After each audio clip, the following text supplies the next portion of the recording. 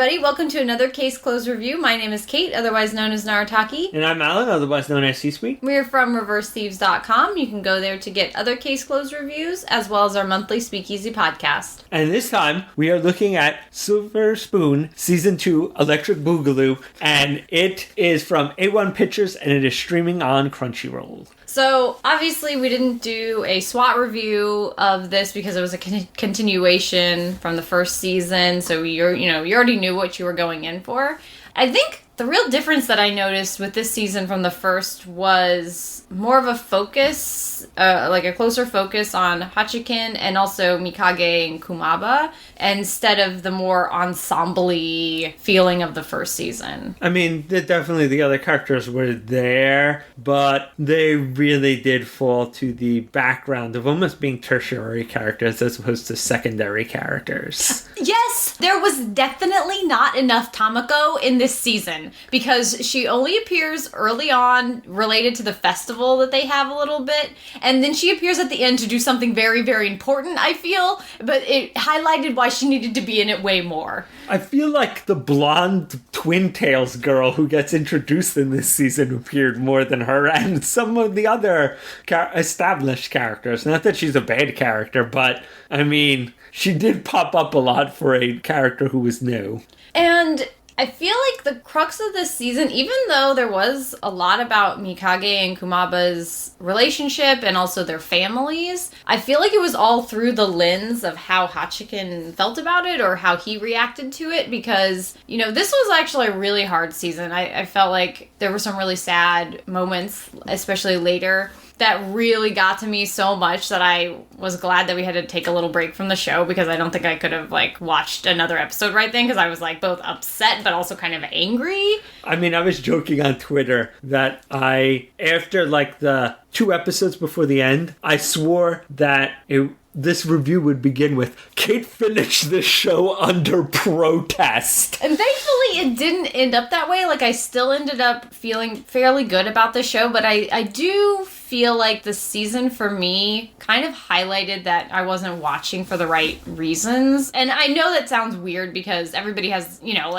is there a right reason or whatever? I don't want to get into that, but basically, I think it's more you had a different vision of what the show was than what it actually is. Because I feel like the first season is very much that straight man in the crazy town kind of, that sort of setup. That's how it feels. And that's what I really liked about it. The fish out of water, and then reacting to everybody else who is extreme.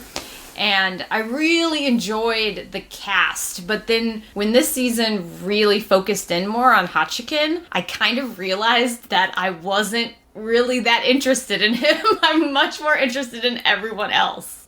It started off here's Greenwood, but then it just decided, all these other crazy people in the dorm, let's not focus on them. Let's just focus on the main guy. And it did that in the very last arc, but I feel like it never did that, for large stretches until that last arc. But I guess I'm not sure how I feel about Hachiken.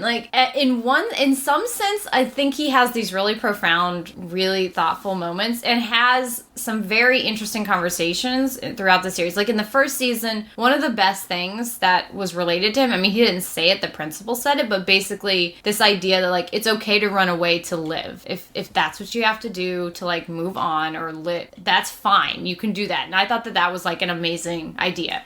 And so Hachiken has done that. And then in this season, near the end, he finally stands up to his father and really says something very profound, which is if I fail once, is that it? I can't, of anything, I can't come back from that no matter what it was. I can't ever do it again. This idea that you only get that one chance for something as small as an exam or whatever it is. And then for the rest of your life, it's all dependent upon, that one thing. And I thought that was really great, but... Well, I think your major problem, as we were mentioning last night, was that everybody in the show has big dreams. Tamako kind of mentions it indirectly. She's yelling at him about something else. But essentially, he is, as you said, running from having a big dream. And he's basically micromanaging other people's dreams.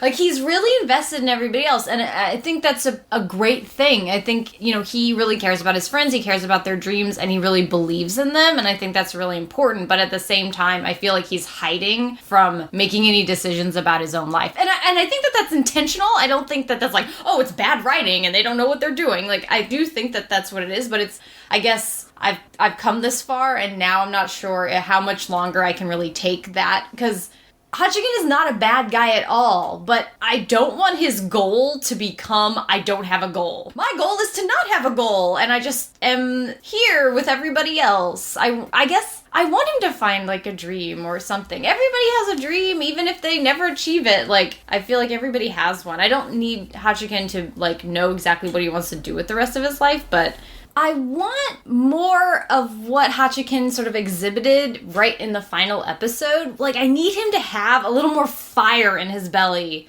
over himself, over what he's doing. I guess that's really what I want. And maybe if it, you know, got there, I'd be happier with the character. I don't know. I mean, how do you feel about the character, Al? Well, I thought that the whole idea was almost Hachiken developing to maybe being a teacher at the school, basically realizing that because he doesn't really have a calling as well other than studying, and him having to help somebody study and learn how to study at the ending. And it's obviously something that's going to continue on if they do a third season, of maybe him learning to help this other person study so that they can achieve a dream that they thought was unopened to them, and then help them find this dream might mean that his skill is helping other people find their dream, and thereby he's like, oh, well, then I can be a teacher. I can take people who are directionless or have a dream but don't know how to get to it and help them do that.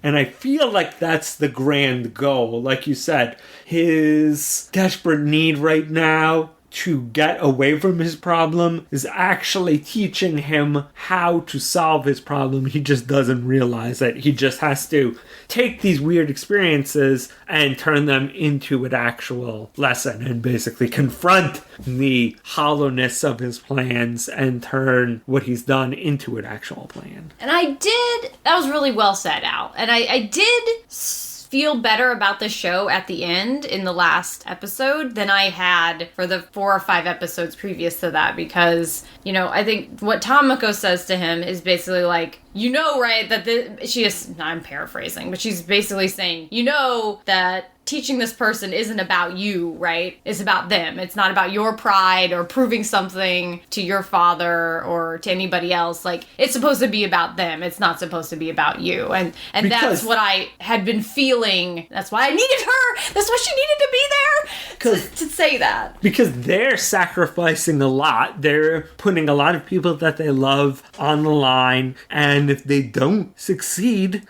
there'll be a lot of hardship and kind of like, really, you went through all that effort and basically scorned us to basically fail. I mean, they'll probably still be supportive, but, you know, it's different if you succeed. So I guess what I'm trying to tell everybody is that I really struggled with the middle section of the season because I was kind of starting to resent Hachiken. And again, I think that's also because I'm so invested in everybody else because they have all these like dreams that I really care about. And so not getting as much attention on them was, I guess, frustrating for me because I really wanted to know. And despite this focus on Kumaba and Mikage, I feel like we don't really even get to see Kumaba's reaction to what is happening. Like, it's Hachiken's reaction to it. And I don't feel like we ever get to see really like, oh, well, how does he feel about that? Well, I think the other problem is that he is kind of Kumaba is kind of a stoic character, and I feel like the author and the director didn't want to basically have lots of internal monologue. And I feel like it's not like his feelings are totally unknown, but yeah, they don't show a lot of that. Showing a lot more of him might have been like having to cheat to show more of what he felt than what they presented. It's more that that I wanted his perspective. I mean, obviously, again, I know that the main character is Hachiken, but I feel like I'm not willing to totally accept that because there are quiet moments. Like, there's a moment where he is sitting alone, and I feel like we got a lot from that. And I'm not saying that I wanted to, like, have all this, like, conversation about it, but it was really more to see some different perspective on it, because it is all from Hachiken's point of view. But I didn't feel as bad about that in the last 2 episodes. I felt much better. So, you know, I think maybe I would watch another season. Maybe. I feel hurt still about it. I'm still a little burnt, man. I mean, there was some rough things that happened in this season, so... I felt like it was very different from the first season in that, too, because, I mean, there were some, like, serious things that came up, but in here, I feel like you really get the sort of the world on people's shoulders. Without anybody dying, I think it's about the closest you can have to a character being killed off without killing them off. And again, this is another show. I don't know if anybody listened to the Space Bros review, but where I said that I'm always, like, terrified that Hibito will die at any moment because I don't know, I'm paranoid or I have whatever. But in here, like, in anime, anytime there is some sort of, like, really focus on someone getting in a car or driving, I am terrified that they will die. Because anime has no compulsion against killing people in car accidents, because it's like... Just all, like, I feel like, why are they focusing so much on him getting on that bike? Like, or why are they focusing so much on that person in that truck? Oh my god, they're going down! Like, why are they talking about a storm on television? Because I feel like dying from anime disease or dying from a car accident is like the way they love to, like, guiltlessly kill off characters. Oh, it's awful. So, but luckily we don't have that in Silver Spoon. So, yeah, I definitely wasn't as happy with it as I was the first season, but I think I would probably at least try out a little bit more if there was going to be more. That look on your face. So skeptical. Yeah. Much wow.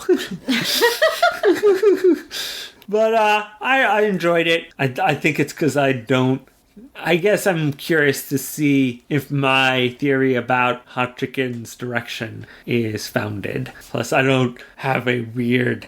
not anti-Hachiken, but more really neutral Hachiken opinion. But otherwise, we'll see what happens if they get a 3rd season. All right, see you guys next time.